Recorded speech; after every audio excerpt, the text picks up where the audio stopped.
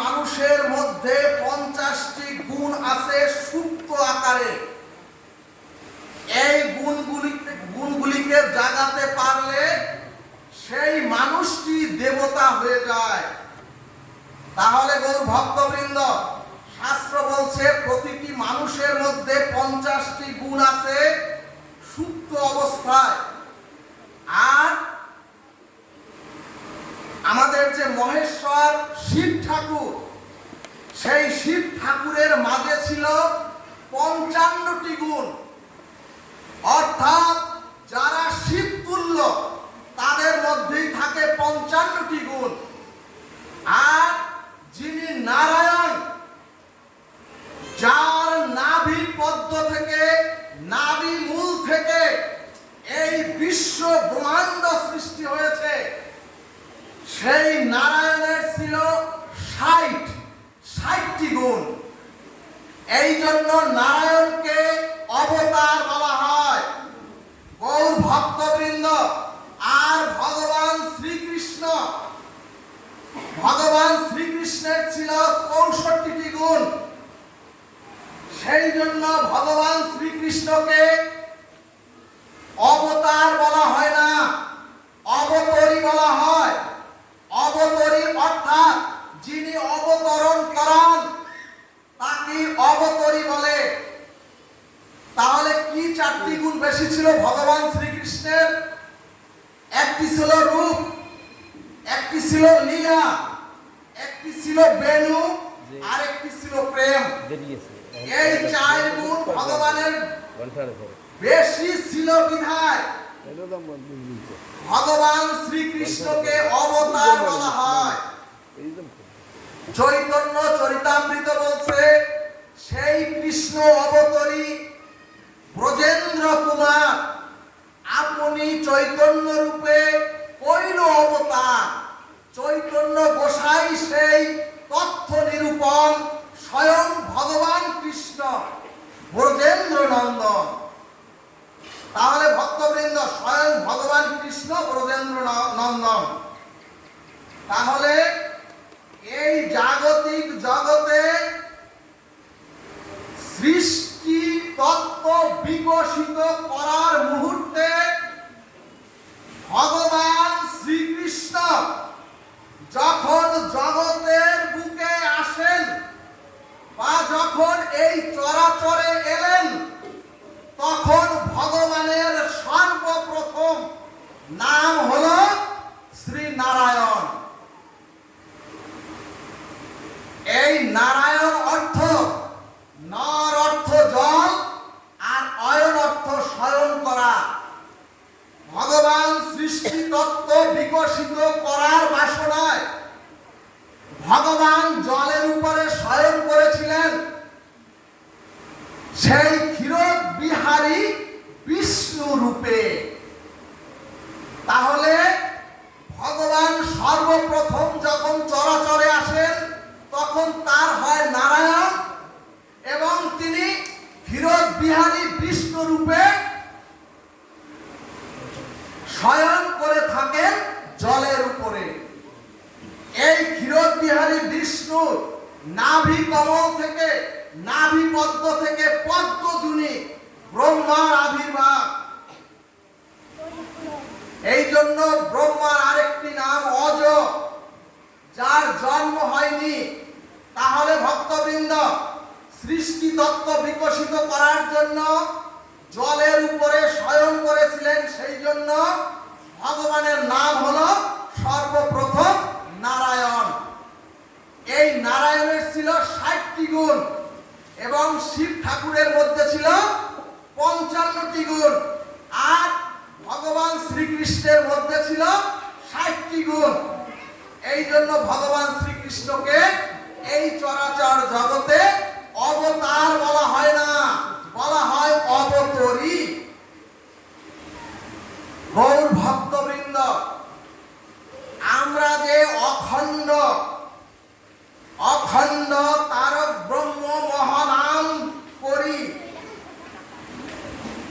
এই মহানামের নাম কেন তারক ব্রহ্ম হলো?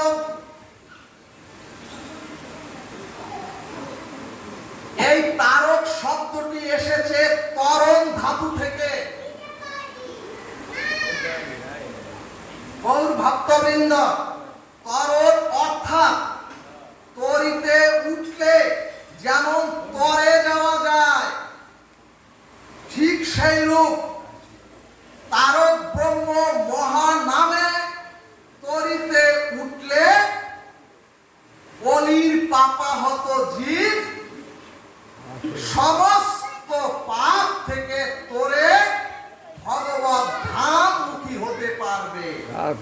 গৌর ভক্তবৃন্দ,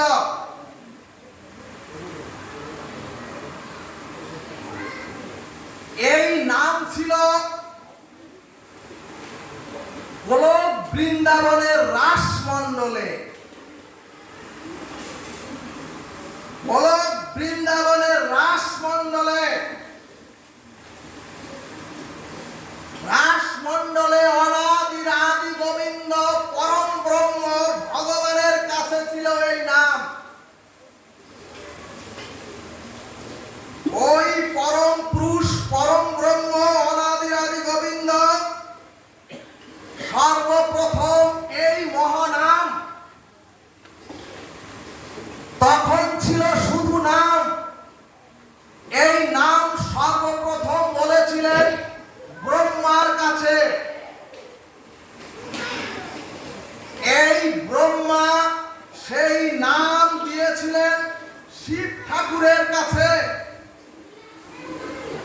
শিব ঠাকুর এই নামকে স্বরঅক্ষরে অর্থাৎ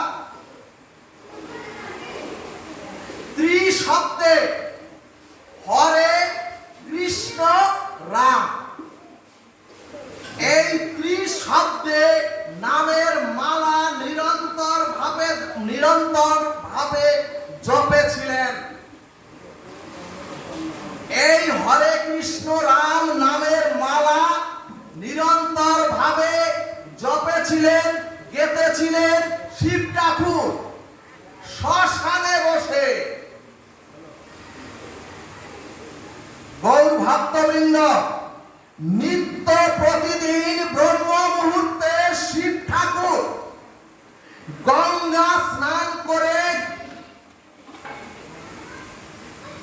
এক মুষ্টি শ্মশানের ছাই হাতে নিয়ে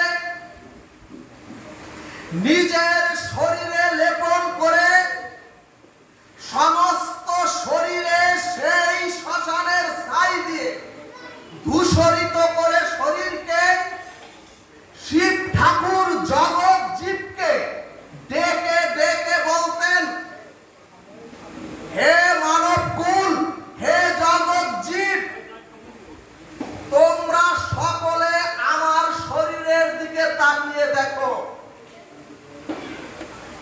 আমি এক মুষ্টি শ্মশানের ছাই নিজে ব্রহ্ম মুহূর্তে গায়ে মাখি কেন জানো?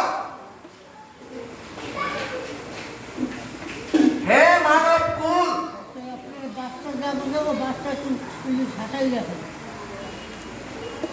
হে মানব কুল, তোমরা যে দেহটাকে এত যত্ন করে খাওয়াচ্ছ, তোমরা যে দেহটাকে এত পরিপাটি করে মূল্যায়ন করছ, তোমরা এই দেহের এত যত্ন আত্মি করছ, কিন্তু এই দেহের মূল্য হবে এক মুষ্টি ছাই ভিন্ন, অন্য কিছু নয়। গৌর ভক্তবৃন্দ, এই জন্য শিবজি নিরন্তর শ্মশানে এক মুষ্টি ছাই নিজের শরীরে মেখে জগৎ জীবকে ডেকে ডেকে বলতেন, হে মানব কুল, আমি কেন শ্মশানে বসে থাকি?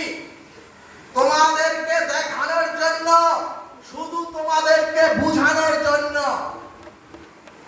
কারণ এই পৃথিবীর সকলে যখন তোমাকে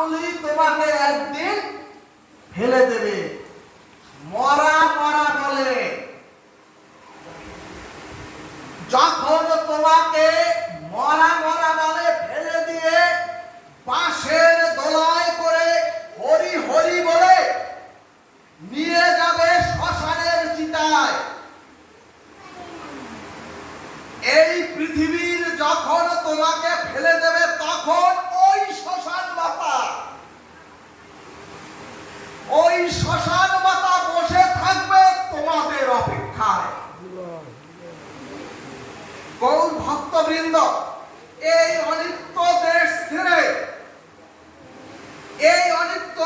ছেড়ে ওই নিত্য জগতে যখন তোমরা সবাই যাবে, যখন সেই নিত্য দেশে তোমরা পাড়ি জমাবে, গৌর ভক্তবৃন্দ, এই দেশে তুমি যত অপরাধী হয়েছ তা দিয়ে কখনোই ওই গোলক বৃন্দাবন ধাম প্রাপ্ত হতে পারবে না। শিব ঠাকুর বলছেন কখনোই কলির জীবের পক্ষে সম্ভব নয়। সেই জন্য দেখো, আমি হরি নামের মালা গেঁথে নিরন্তর তোমাদের জন্য বসে আছি শ্মশান মাতা রূপে, তোমাদের চিতার আগুনের মধ্যে। গৌর ভক্তবৃন্দ, শিবজি বলছে আসো, এসো হে মানব, এই শ্মশানের চিতা থেকেই তোমার ওই পরপারের দিকে যাত্রা শুরু হবে। এই হরে কৃষ্ণ নামের মহামন্ত্র নিয়ে তোমরা যাতে পরপারে গিয়ে গোবিন্দের শ্রীপাদ পদ্মে স্থান নিতে পারো, যাতে গোবিন্দের শ্রীপাদ পদ্মে স্থান নিয়ে চির মুক্তি পেতে পারো, সেই জন্য এই ধুলো ছাই মেখে আমি বসে আছি শ্মশানে তোমাদের অপেক্ষায়। নিতাই গৌর প্রেমানন্দে হরি হরি বল। গৌর ভক্তবৃন্দ, শিব ঠাকুরের কাছ থেকে এই নাম, শিব ঠাকুরের কাছ থেকে এই নাম নিয়ে এসেছিলেন অদ্বৈত গোসাই। অদ্বৈত ভাবের ভাবুক সেই অদ্বৈত গোসাই দেখলেন কলির জীব এত জরা জীর্ণ, পাপে পাপে মনুষ্যত্বের হয়েছে সমাধি। পৃথিবী থেকে আবার বৃদ্ধ বনিতা, শিশু থেকে যুবক পর্যন্ত সকলেই পাপে পাপে নিমজ্জিত হয়ে সত্য থেকে হয়েছে ভ্রষ্ট। সকলে ভাগবত প্রেম থেকে বিদূরিত হয়েছে বিধায় অদ্বৈত গোসাই তখন দেখলেন এই জগতে এখন সেই জগৎ প্রভুর আসার একান্ত প্রয়োজন। যদি প্রভু না আসেন তাহলে কলির জীবকে আর কারো দ্বারা উদ্ধার করা সম্ভব নয়। সেই কারণে প্রতিদিন অদ্বৈত গোসাই নিজের চোখের জলকে কাজল করে তুলসী পত্রে কৃষ্ণ কৃষ্ণ কৃষ্ণ লিখে ভাসিয়ে দিতেন গঙ্গার জলে। গঙ্গার জলে ভাসিয়ে দিয়ে অদ্বৈত গোসাই নিরন্তর বসে থাকতেন যমুনার তীরে। একদিন অদ্বৈত গোসাই দেখে সচী মাতা স্নান করতে যাচ্ছে যমুনায়। যমুনার তীরে লুকিয়ে অদ্বৈত গোসাই দেখে যখন নাভি অবধি নেমেছে সচী মাতা যমুনার জলে, তখন সেই কৃষ্ণ মন্ত্র খচিত তুলসী পত্র সচী মাতাকে 7 বার প্রদক্ষিণ করে সেই তুলসী পত্র স্পর্শিত হয় আমার সতী মাতার নাভি মণ্ডলে। তখনই পারে বসে অদ্বৈত গোসাই মা ভৈ মা ভৈ মা ভৈ বলে চিৎকার করে বললেন, আমি বুঝেছি প্রভু, আমি বুঝেছি প্রভু, তোমার আসার সময় হয়েছে। যখন সচী মাতা সিক্ত অবস্থায় গঙ্গা স্নান শেষে সিক্ত বসনে উঠেছে নদীর কিনারা,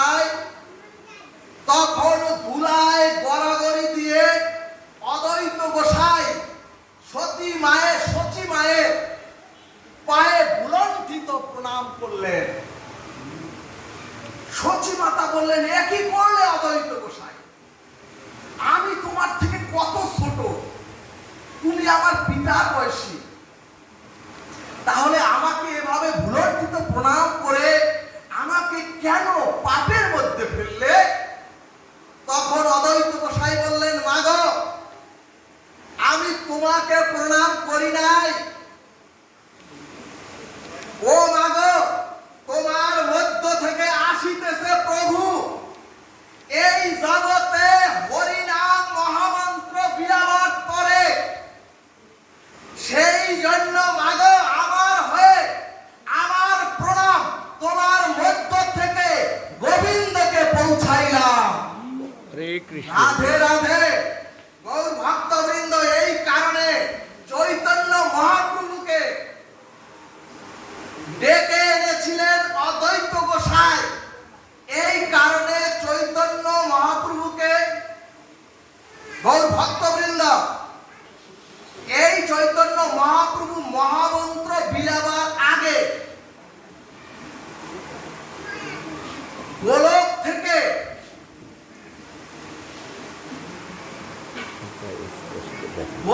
থেকে যে ৬ অক্ষরের হরে কৃষ্ণ নামের মালা গেঁথে এনেছিলেন শিব ঠাকুর, সেই ৬ অক্ষরকে চৈতন্য মহাপ্রভু ১৬ নাম ৩২ অক্ষরে নিয়ে এলেন।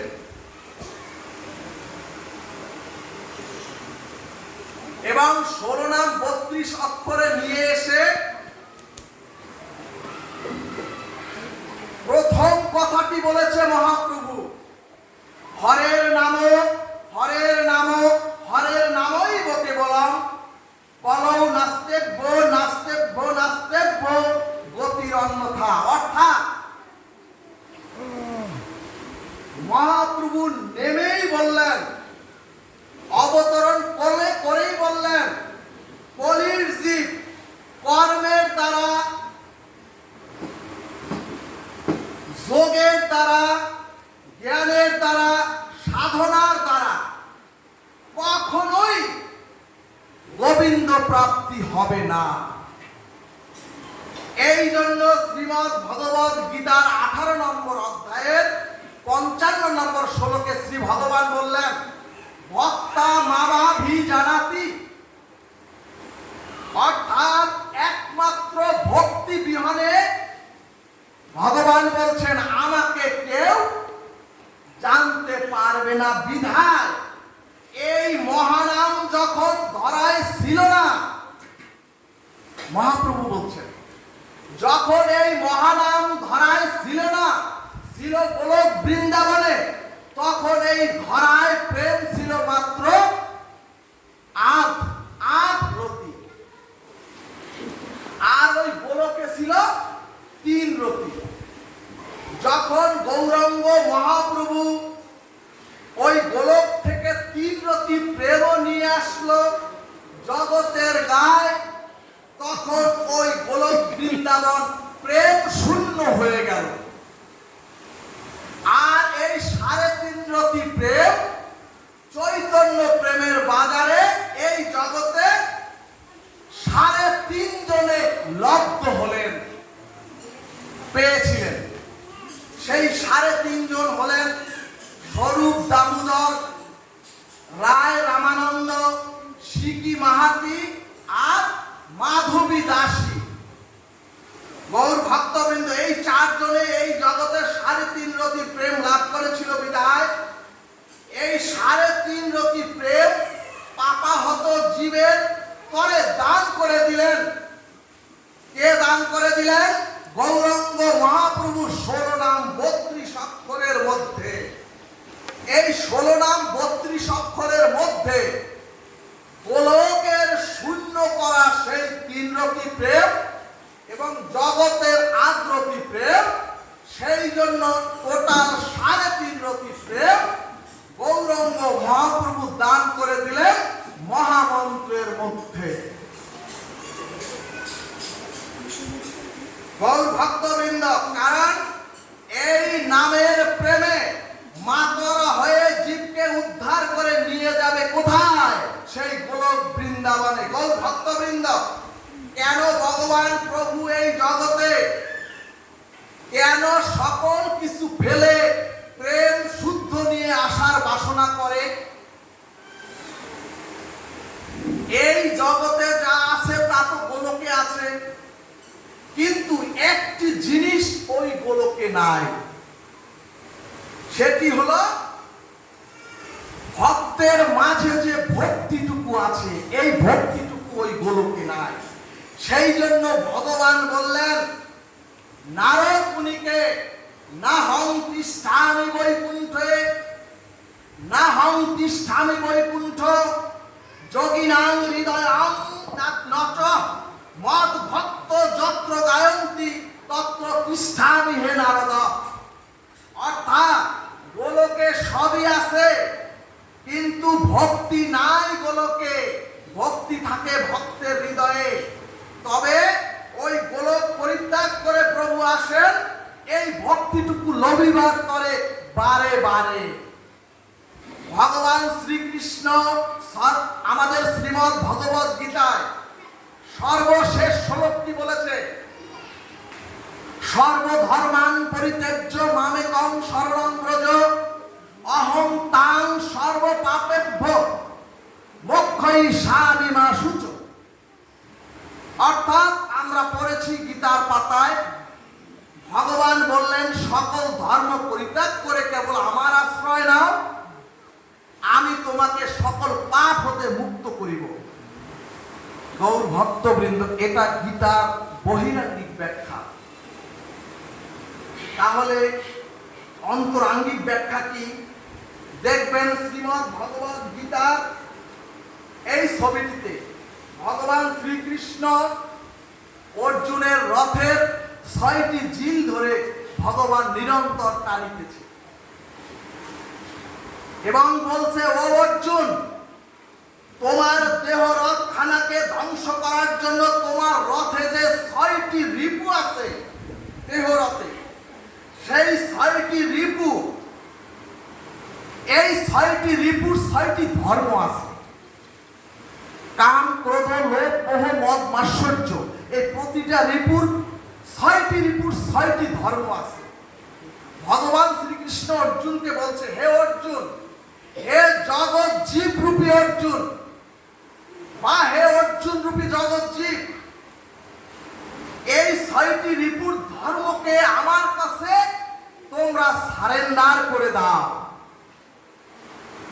যদি এই 6টি রিপুর ধর্মকে আমার কাছে সারেন্ডার করতে পারো, তাদেরকে যদি তুমি আমার মুখী করতে পারো, তাহলে তারা কৃষ্ণ প্রেমের প্রেমিক হবে, কৃষ্ণ প্রেমের সাগরে ডুবে যাবে এবং ওই 6টি রিপুতি কৃষ্ণ প্রেমের ফুল, ভক্তির ফুল তোমাদের সবার হাতে এনে দেবে। সেই জন্য শাস্ত্র বললেন, ওরে কে বলে রে রিপু 6 জন, ওরাই কৃষ্ণ পূজার মূল মহাজন। গৌর ভক্তবৃন্দ, এই জন্য শাস্ত্র বলছে, মাকে যদি হত্যা করেন, মাকে হত্যা করলে সন্তান পাবেন কোথায়? নতুন প্রজন্ম, নতুন সত্তা পেতে হলে মাকে লালন পালন করতে হয়, মাকে লালন পালন করতে হয়। ঠিক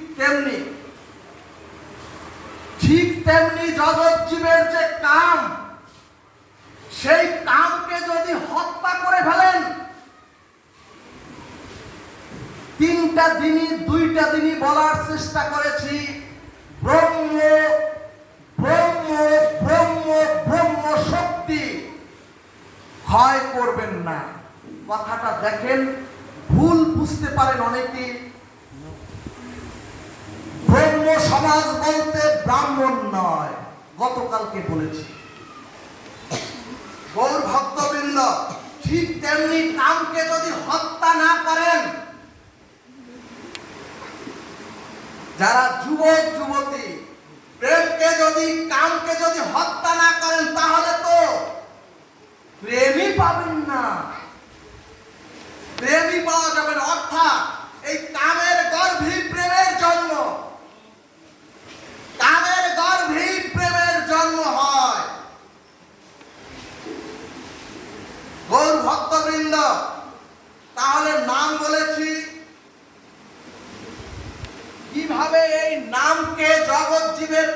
হবে, যেহেতু সময় যে 16 নাম 32 অক্ষর আমরা নিরন্তর করি, আমরা কেউ নাম করি না, আমরা প্রত্যেকে নাম আভাস করি।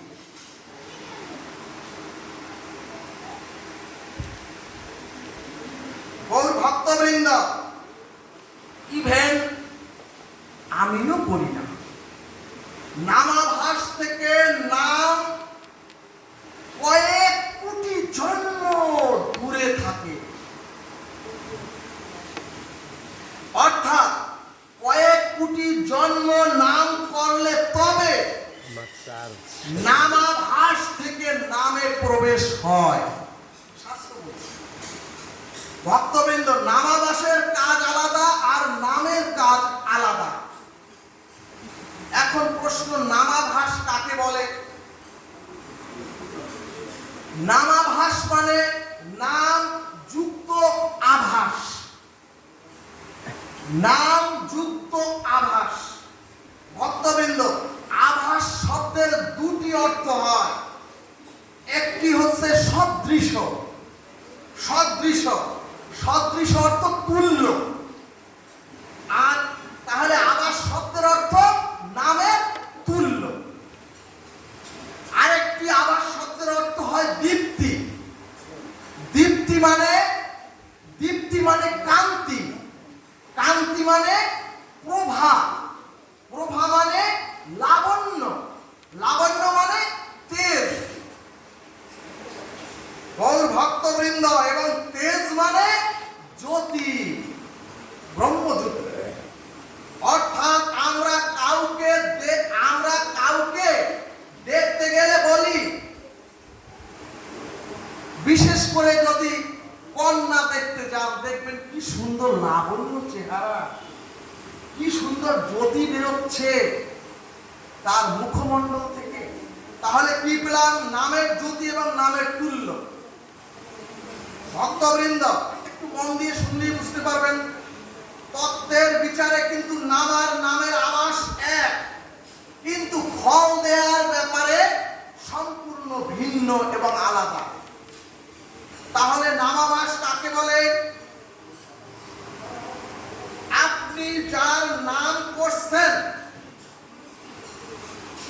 আপনি যার নাম করছেন, আপনার মনস্ক তার দিকে নেই, মনস্ক আছে অন্য বস্তুর দিকে। আপনি যার নাম করছেন, আপনার মন চোখ আছে, কিন্তু মন তার শ্রীপাদ পদ্মে নেই, আপনার মনস্ক আছে অন্য বস্তুর দিকে, তাকে বলে নামাভাস। তাহলে এখন নাম কাকে বলে? আপনি যার নাম ধরে ডাকছেন, আপনার মনোযোগ তার দিকে আছে, তাকে বলে নাম। ধরা যাক আপনাদের বা আমার বাসায় আমার পুত্রের নাম কৃষ্ণ, বা আপনাদের পুত্রের নাম কৃষ্ণ। আপনি ডাকলেন, কোন কার্যকরণ বশত পুত্রকে ডাকছেন, এই কৃষ্ণ এদিকে এসো। অর্থাৎ আপনি কিন্তু আপনার পুত্রের নাম ধরে ডাকলেন কৃষ্ণ, কিন্তু গৌর ভক্তবৃন্দ, কৃষ্ণ নামটা কার? কৃষ্ণ নামটা হচ্ছে ভগবানের। তাহলে ভক্তবৃন্দ, আপনি ডাকলেন কিন্তু পুত্রকে,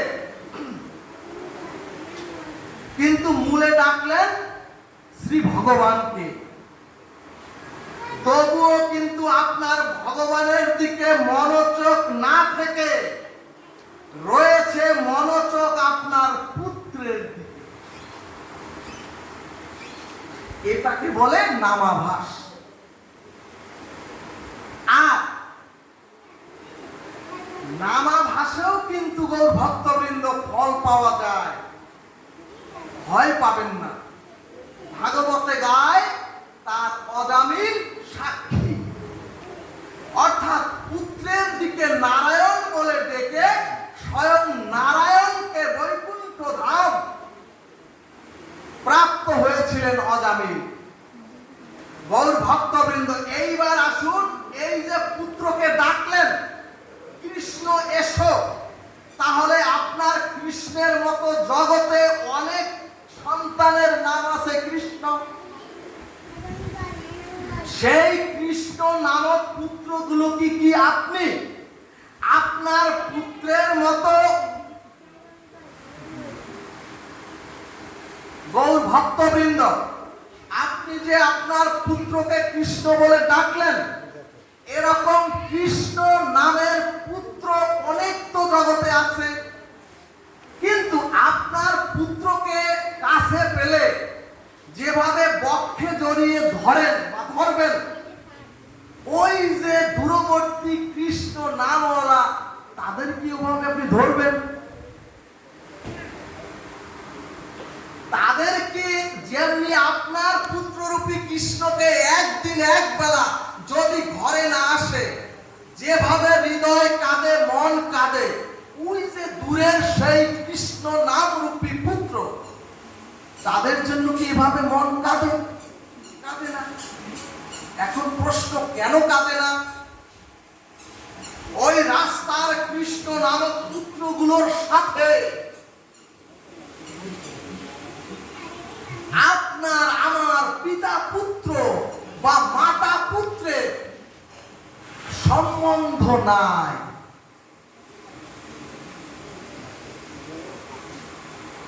এবং পিতা পুত্রের বা মাতা পুত্রের সম্বন্ধ নাই বলেই আপনার মন প্রাণ ওই কৃষ্ণদের প্রতি কাঁদে না। কিন্তু বাড়িতে যে আপনার ঔরজাত পুত্রটি আছে, তার সঙ্গে কিন্তু আপনার পিতা পুত্রের সম্বন্ধ আছে বলেই সেই পুত্রটির কোন দুঃখ কষ্ট হলে আপনার মনটা কেঁদে ওঠে। গৌর ভক্তবৃন্দ, কৃষ্ণ নাম যে করছেন পরমেশ্বর ভগবান কৃষ্ণ, এই যে আমরা কৃষ্ণ নাম করি, ভগবান কৃষ্ণ আমার আপনার কি হয়?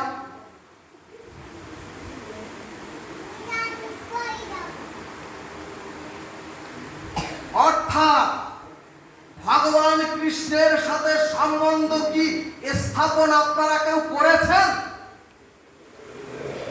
বা স্থাপন কি হয়েছে? এখন কথা হলো, সেই সম্বন্ধ কি উপায়ে বা কেমনে করব? হয় কৃষ্ণ আমার পতি, পতি মানে নয় কৃষ্ণ আমার বন্ধু, নয় কৃষ্ণ আমার বেটা,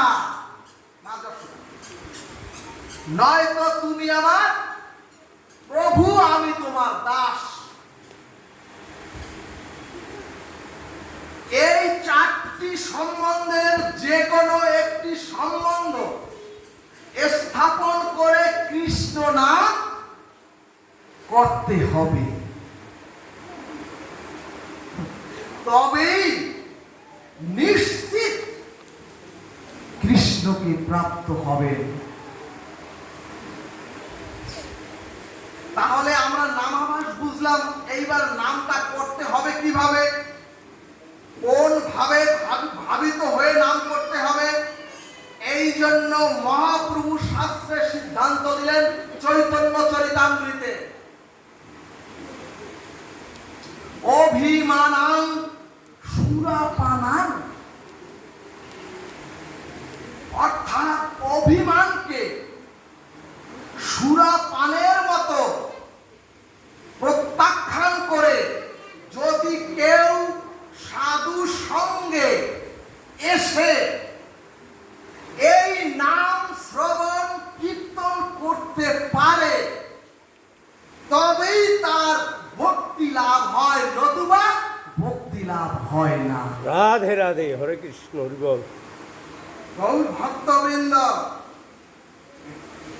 গৌরব বা প্রতিষ্ঠাকে শুকরি বিষ্ঠার মতো পরিত্যাগ করে যদি কেউ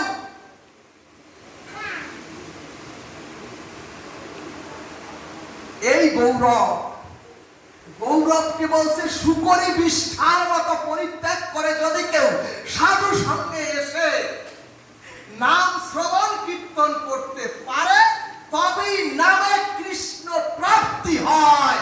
নিতাই গৌর হরিবন্দে, হরি হরি বল।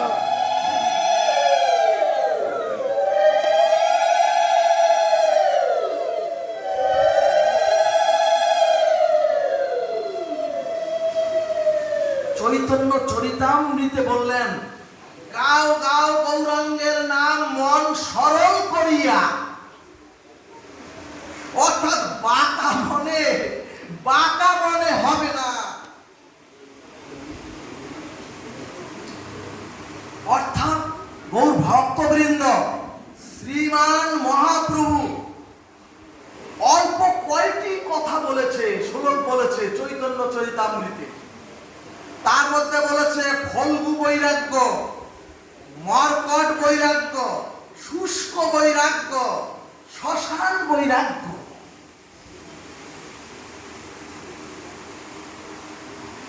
উপরে দেখাচ্ছেন বৈরাগ্যের ভাব, কিন্তু অন্য জিনিস চাপা আছে মনের মধ্যে। আর মহাপ্রভু বললেন নামটা করতে হবে। ত্রিনাদপি শুনিতেন তরুরেব সহিষ্ণুনা অমানিন মানদেন কীর্তনিয়া সদা হরি। অর্থাৎ ত্রিনাদপি মানে কি? মহাপ্রভু বললেন তৃণ মানে ঘাস, ঘাসের থেকেও নিচু হতে হবে। আপনাদের কাছে প্রশ্ন আসতে পারে, ঘাসের চেয়ে আবার নিচু হয় কি করে? ঘাস তো জগতের সবচেয়ে নিচু। গৌর হরি বললেন হওয়া যায়। অর্থাৎ ঘাস পরে থাকলে ঘাসের একদিকে চাপা পড়লে দেখবেন অপর দিক ঠেলে ওঠে। গৌর হরি বললেন বৈষ্ণব কখনোই কোন চাপই, যে কোনো চাপ, বৈষ্ণব কোন চাপই কোন দিকে মাথা তোলে না। ভক্তবৃন্দ, ঘাস পরে থাকলেও যদি চাপা পড়ে ঘাস ঝুঁকে যায়, ঘাস চাপা পড়ে যদি ঘাস ঝুঁকে যায়, চাপ কমে গেলে আবার মাথা তুলে দাঁড়ায়। গোস্বামী প্রভুরা বললেন এভাবে ঝুঁকলে হবে না।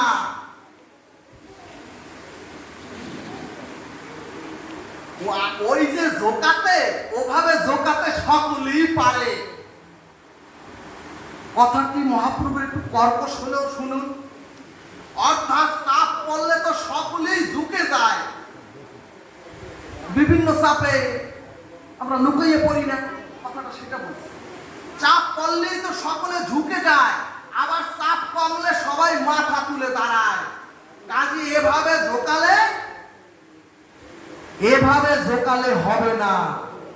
গৌর হরি বললেন ঝোঁকাবে তো ঝোঁকাও, জনমের মতো ঝোঁকাও। যেদিন প্রথম ঝোঁকাবে জীবনে, সেই দিন থেকে আমৃত্যু মাথাটা আর তুলবে না। এটা কি বলে? তৃণের মতো বা তৃণের চেয়েও নিচে। এখন প্রশ্ন করতে পারেন মাথা ঝোঁকাবো সারা জীবন আর তুলবো না মানে কি? এটা কি সম্ভব? মাথা ঝোঁকাইয়াই রাখবো আর তুলবো না? মহাপ্রভু বললেন চৈতন্য চরিতামৃতে, কৃষ্ণ তত্ত্ববেত্তা একজন সৎ গুরুদেবের কাছে প্রথম যেদিন কান পেতেছ হে জগৎজিৎ, সেই দিন গুরুদেবের চরণে যেই মাথা ঝুঁকিয়েছ, আর কোনদিন মাথা চরণ থেকে তোলা যাবে না। এটাকেই বলে তৃণের থেকেও নিচু।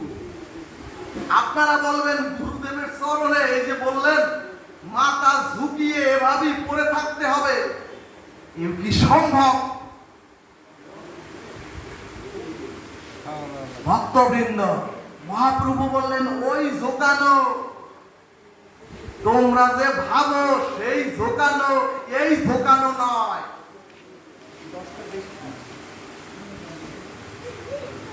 এই ঝোঁকানো নয়, তাহলে কোন ঝোঁকানো?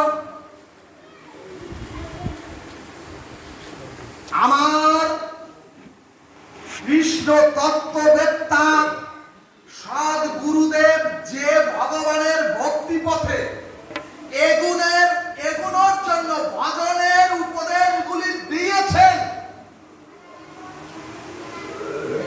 সেই উপদেশগুলোকে চিত্তের মধ্যে গেঁথে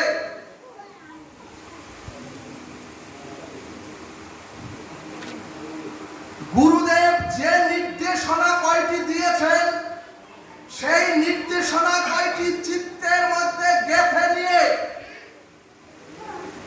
গোবিন্দ ভজনের পথে এগিয়ে যাওয়াকেই বলা হয় গুরুদেবের চরণে মাথা ঝোঁকানো, এবং একেই বলা হয় তৃণাবপি শুনিছেন।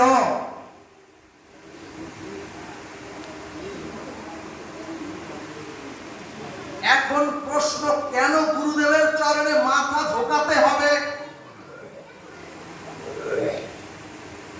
গুরুদেবের কাছে এমন এক বস্তু আছে গৌর ভক্তবৃন্দ, যা আর কারো কাছে নাই।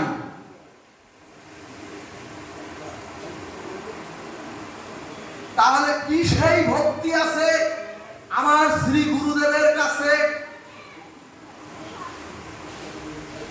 গৌর ভক্তবৃন্দ, একজন কৃষ্ণ তত্ত্ববেত্তা সদ গুরুদেবের কাছে আছে অব্যভিচারিণী ভক্তি।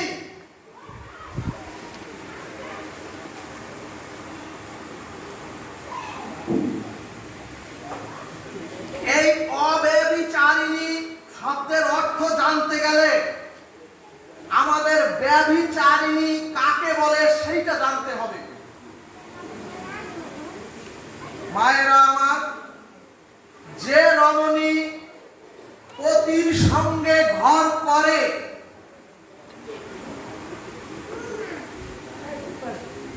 নিরন্তর গৃহ মন্দিরে পতি দেবতার সাথে থেকে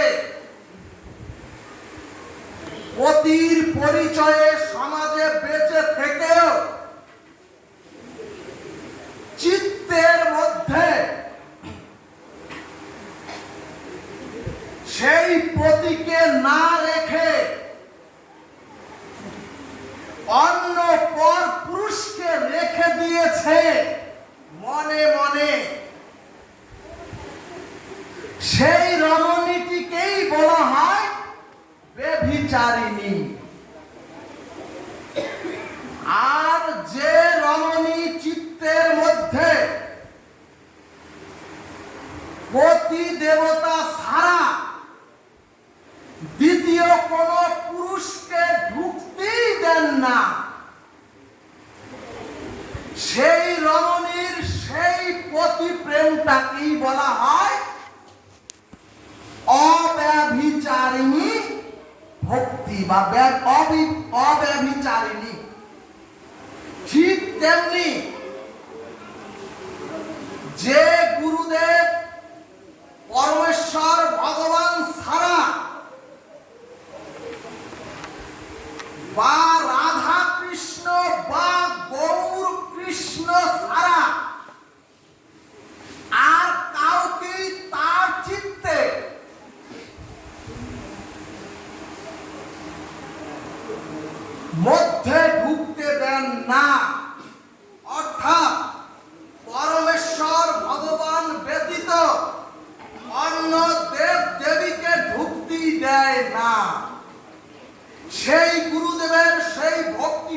বলা হয় অব্যভিচারিণী ভক্তি।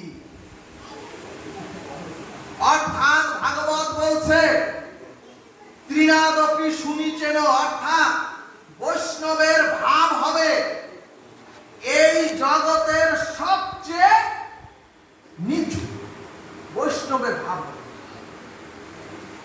অর্থাৎ একজন বৈষ্ণব রূপী জগৎ জীব ভাববে আমার চেয়ে নিচু জগতে আর কেউ নাই।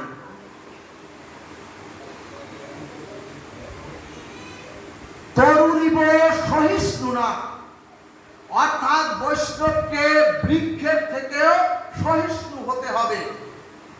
গৌর ভক্তবৃন্দ তারপর বললেন অমানিনা মানদেন, অর্থাৎ জগতে যার মান পাওয়ার বিন্দু মাত্র যোগ্যতা নেই,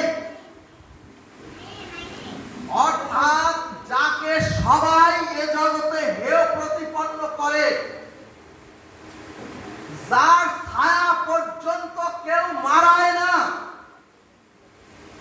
যার নাম শুনলেই সকলে দুঃসাই বলে, মনে মনে বলে ওটা যদি বিদায় হতো এখান থেকে। অর্থাৎ জগতের যে নিকৃষ্ট ব্যক্তি তাকেও যদি মান দিয়ে তোমরা তাকে বক্ষে টেনে নিতে পারো, তবেই তোমাদের কৃষ্ণ প্রেম ভক্তি হবে এবং কৃষ্ণ প্রেমে তোমরা ওই গোলক বৃন্দাবনে স্থান করে দেবে। তাকে যদি তিল পরিমাণও মান দাও, সেই মানব জনম বলছে, সেই মানব জনম যে জনমটি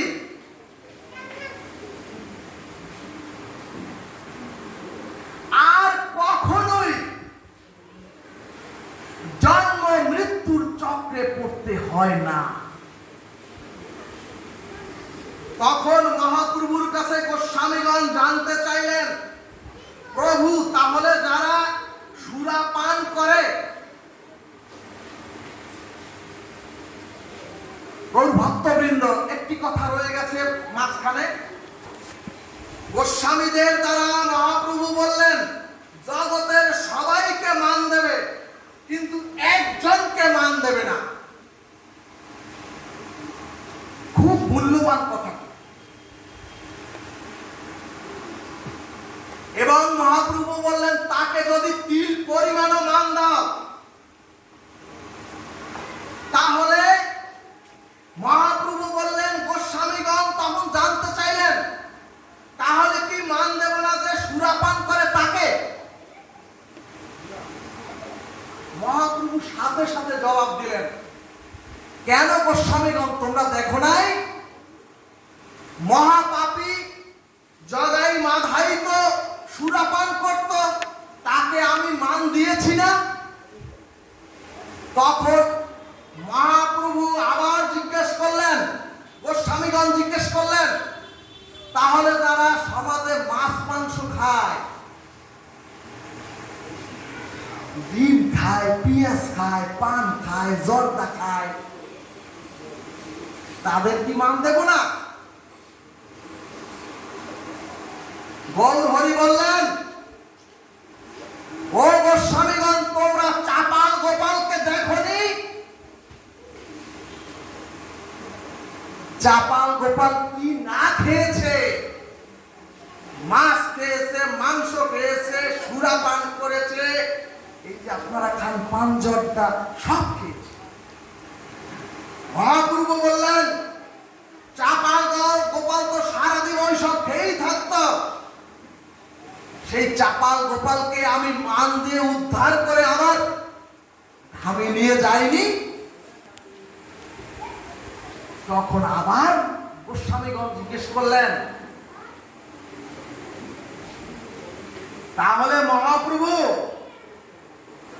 আপনি কি সবাইকে মাছ মাংস ডিম পেঁয়াজ রসুন আর পান জর্দা খাওয়ার লাইসেন্স দিয়ে দিলেন? মহাপ্রভু বললেন, না হে গোস্বামীগণ, ওটা তাদের পূর্ব জন্মের প্রারব্ধ কর্মফল। শুধু প্রারব্ধ কর্মফল নয়, পূর্ব জন্মের প্রারব্ধ কর্মফল ওই সব জগৎ জীব ভোগ করিতেছে। ওইগুলি দেখবার জন্য হে গোস্বামীগণ, তোমাদেরকে তো গোস্বামীর লাইসেন্স দেই নাই,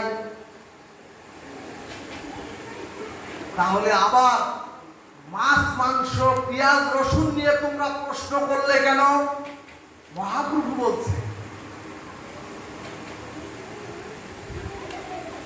ওইগুলি দেখার জন্য, ওইগুলি বিচার করার জন্য তোমাদেরকে তো আমি মানব দেহ দেইনি, তোমাদেরকে তো মানব দেহ দিয়েছি শুধুমাত্র আমার নাম জগৎ জীবের কর্মে পৌঁছে দেওয়ার জন্য। তার কারণ কি? শ্রীমদ্ ভগবত গীতা বলছে কর্মই ধর্ম। নিরাসক্ত হয়ে কর্ম কর। কিন্তু শ্রীমদ্ ভাগবত, বেদ, পুরাণ, শ্রীমদ্ ভগবত গীতা সকল শাস্ত্রের কথাকে উবে দিয়ে ভাগবত বংশে শ্রবণাম মঙ্গলম, শ্রবণ করলেই জগৎ জীবের মঙ্গল হবে।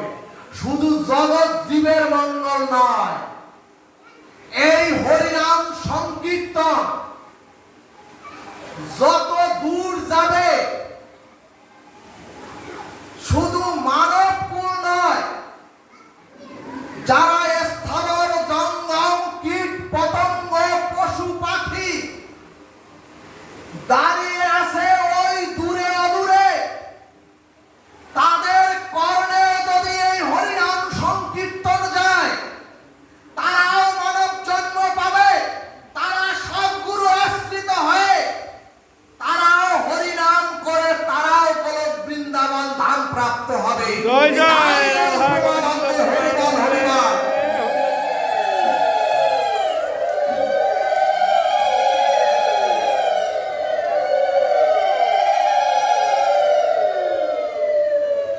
তবে একটি কথা মহাপ্রভু শেষে বললেন, ওরা ওদের কর্মফল ভোগ করবেই, এবং কর্মফল শেষ হবে যেদিন, সেই দিন ওরা ভক্তি পাবে। কঠিন কথা বলে ফেললেন, তাই না মানব? ওরা কি করলো তা তোমাদের দেখতে হবে না, গোস্বামীদের বললেন। তখন গোস্বামীগণ বললেন, তাহলে প্রভু যারা,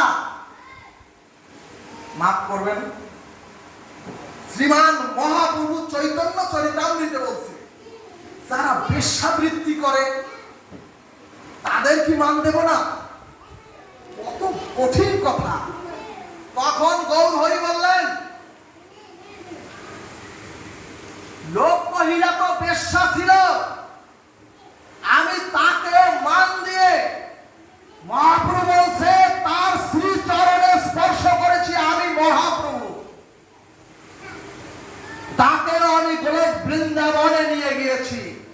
গোস্বামীগণ বললেন, তাহলে প্রভু এত বড় জগতে একজনকে মান দিতে না করিতেছ প্রভু তুমি, সেই ব্যক্তিটি কে? তখন মহাপ্রভু চোখ বন্ধ করে দুই হাত তুলে বললেন, ওরে তোরা নিজেকে কোনোদিন মান দিবি না, গৌর হরি এই ফিলোসফি কথাটা বুঝতে পারছেন যে আমরা আমাদের নিজেদেরকে যে সব সময় আমি আমি আমিত্ব আমিত্ব আমার আমার তোরা এই মান দিবি না।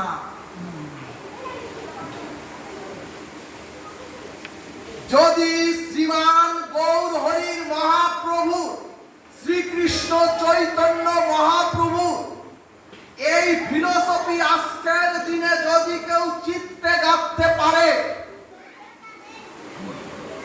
তাহলে কোন রাষ্ট্রের সঙ্গে রাষ্ট্রের, কোন জাতির সাথে কোন জাতির, কোন গোষ্ঠীর সাথে কোন গোষ্ঠীর, কোন মানুষের সাথে কোন মানুষের, কোন বর্ণের সাথে কোন বর্ণের, কোন উঁচুর সাথে কোন নিচুর মারামারি যুদ্ধ তো দূরে থাক,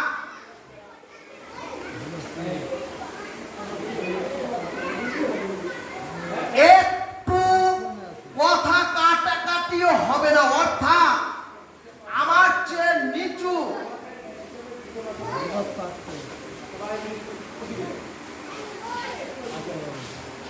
আমি বলবো আমি খুব নিচু,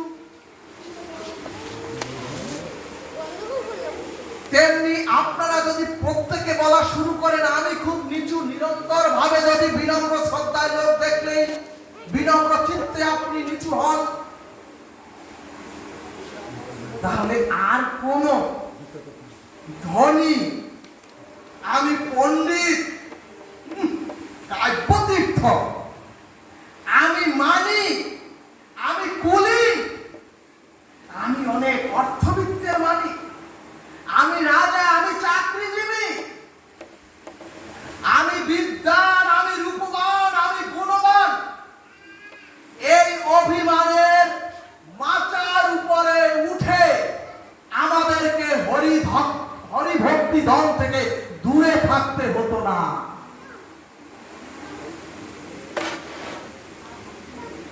যেগুলি বললাম এগুলি নিয়েও আসিনি, এগুলি নিয়েও যাব না, অথচ ওই ধন বঞ্চিত হয়ে রইলাম। তার আগে যারা যুবক আছেন সেদিন জয় রায় বলেছিলেন চারিদিকে অশনি সংকেত, আমাদের সনাতনী ছেলেরা মেয়েরা সনাতনের বিজ্ঞান ভিত্তিক ব্যাখ্যা না জেনে সনাতনীকে পরিত্যাগ করার ঔদ্ধত্য দেখায়। তারা বলে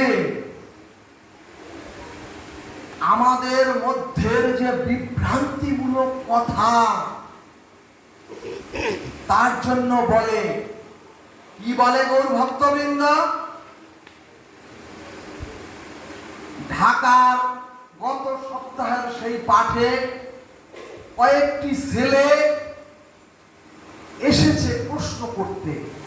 আমি আগেই বুঝেছিলাম, আমাকে দেখে যুবক যুবক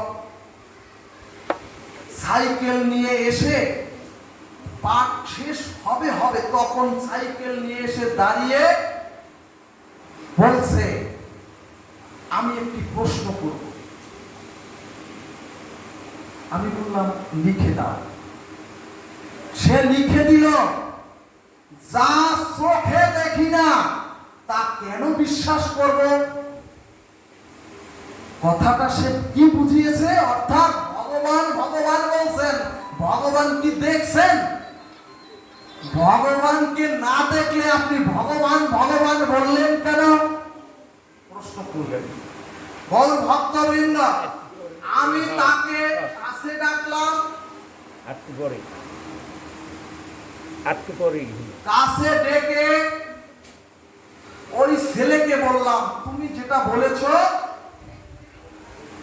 আমি মেনে নিয়েই তোমাকে বলছি। দেখো, মানে সব দেখি, মানুষ দেখি, এই চারিদিক দেখি। আমি বলছি যে তুমি তোমার সর্ব কাছের যে জিনিস সেটাও তো তুমি দেখো না।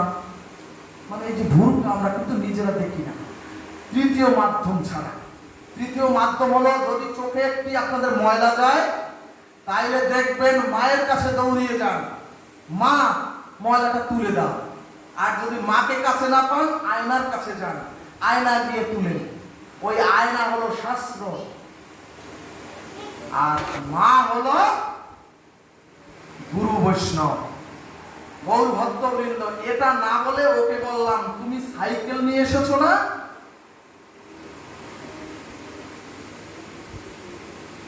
তাকে জিজ্ঞেস করলাম তুমি সাইকেলে করে এলে, সাইকেলে তো দুটি চাকা, তাহলে দুটি চাকার উপরে ভর করে কিভাবে এলে, কেন পড়ে গেলে না? ভালোভাবে শুনো। তখন বলল কেন পড়ে যাব, আমি তো ব্যালেন্স করে এসেছি। আমি সাইকেলের কাছে গিয়ে বললাম, বাবা আমার বয়স কিন্তু বোঝা যাচ্ছে না। ওকে বললাম যে আমার মেয়েরা অনেক বড়, একজন ডাক্তার, একজন ডাক্তারি পড়ে, বাবা তুমি আমার সাথে সুন্দরভাবে কথা বলো, তোমাকে বুঝিয়ে দিচ্ছি। দেখলাম তারা উগ্র মেজাজে, এই জন্য বলল।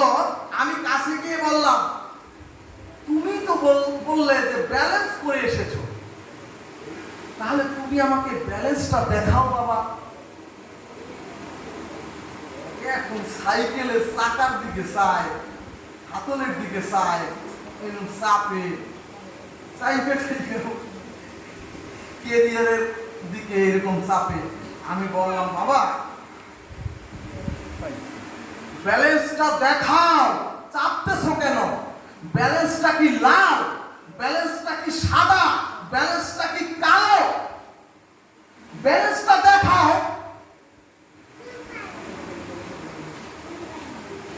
ছেলেটা অস্থির হয়ে গেছে, তিনজন ছেলে টানাটানি শুরু করছে, আয় আয়। আমি বললাম যে না, তুমি উত্তর শুনে যাও। ঘামিয়ে গেছে তিনটা ছেলে। ওই ছেলেকে বললাম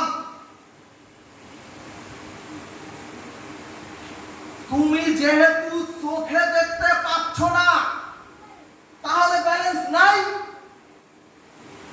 এখন ছেলেটা বলেন না, এখন বলে যে সাধু বাবা না ব্যালেন্স করে তো আসছি, তাহলে ব্যালেন্স নাই বলছেন কেন?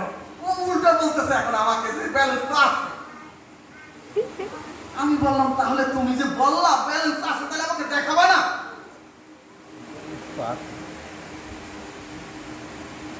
এখন ওই দুইজনকে ডাকছে, কি তোরা বল। আমি বুঝতেছি না, মানে সে এখন আর বুঝতেছে না। গৌর ভক্তবৃন্দ, এত গুরুত্বপূর্ণ কথা যে তখন ছেলেটি বলছে কি যে বলেন, আমি সাইকেলে চড়ে ব্যালেন্স করে এসেছি, এত দূর শুনেছি বরগুনার পাড়াগাঁয় থেকে আসবে, আমি এই প্রশ্নটা করব, অনেক দূর থেকে এসেছি সাইকেলে করে, কিন্তু আমি তো উপলব্ধি করে এলাম, আর আপনি বলছেন নাই। গৌর ভক্ত ছেলেটি ভাবছে সত্যিই তো আমি তো ব্যালেন্স করে এসেছি। গৌর ভক্তবৃন্দ, ছেলেটি বলছে ব্যালেন্স তো দেখানো যাবে না, আমি এটা অনুভব করে এসেছি। তখন আমি বললাম ভগবানকে প্রথমে উপলব্ধি করতে হয়। তুমি যেমন উপলব্ধি করেছো ব্যালেন্সকে, প্রথম উপলব্ধি করেছো, তারপরে ব্যালেন্স ধরেছো। প্রথমে উপলব্ধি করতে হয়। সিটে বসে যেমন তুমি ব্যালেন্সকে অনুভব করেছো, সাইকেল চালাতে গিয়ে তেমনি এই নিখিল বিশ্ব ব্রহ্মাণ্ড রূপ সাইকেল চালাতে গিয়ে যিনি কৃপার ব্যালেন্স করে রেখেছেন, যিনি অনুগ্রহের ব্যালেন্স করে রেখেছেন, যিনি কৃপার ব্যালেন্স ভেদে রেখেছেন, সেই জগৎপ্রভু কৃপার সমতা, অনুগ্রহের সমতা, অনুকম্পার সমতাকে উপলব্ধি করতে গেলে একজন কৃষ্ণ তত্ত্ববেত্তা সদ্গুরুর দীক্ষা নিয়ে হরে কৃষ্ণ মহামন্ত্রের সিটের সাধনায় বসলে ভগবানকে শুধু অনুভব নয়, তোমরা ভগবানকে প্রাপ্ত হবে। তখন ওই ছেলে কয়টা নয়, সকলেই জয় জয় রাধা কৃষ্ণ প্রেমানন্দ বলে সকল সেখানে হাজার হাজার মানুষ।